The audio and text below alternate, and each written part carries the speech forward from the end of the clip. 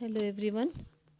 Children, let's continue our chapter 16, that is let's make peace not war. And today we'll continue our topic organs of the United Nations. The Economic and Social Council looks after the economic and social work done by special agencies.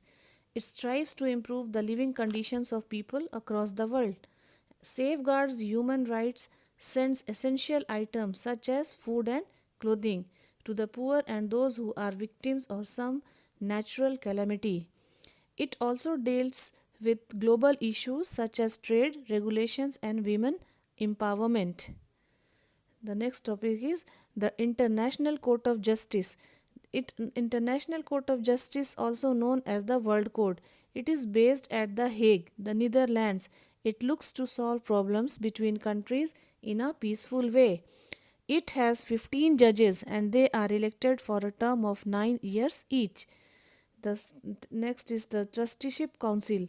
The Trusteeship Council does not exist more anymore since the 11 regions or trust as they were once known that it was supposed to look after have now gained independence. Now our next topic is agencies of the UN or United Nations. The Secretary General is the principal administrative officers of the United Nations. The UN has some special agencies which deal with matters related to food, agriculture, health, education and infrastructure. First is agency is UNICEF, United Nations Children's Fund.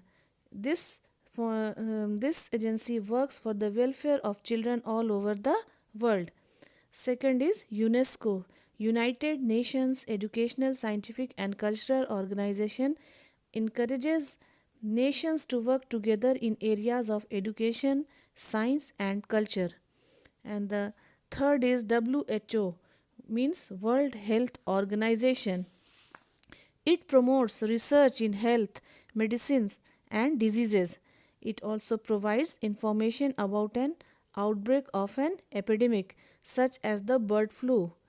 Then it trains and helps workers to fight against diseases.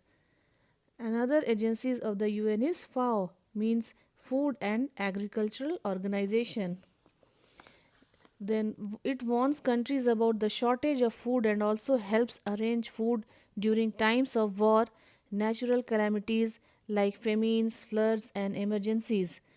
It also helps poor nations increase their food production by educating them on methods to improve agriculture and also provides them with seeds, fertilizers and equipment.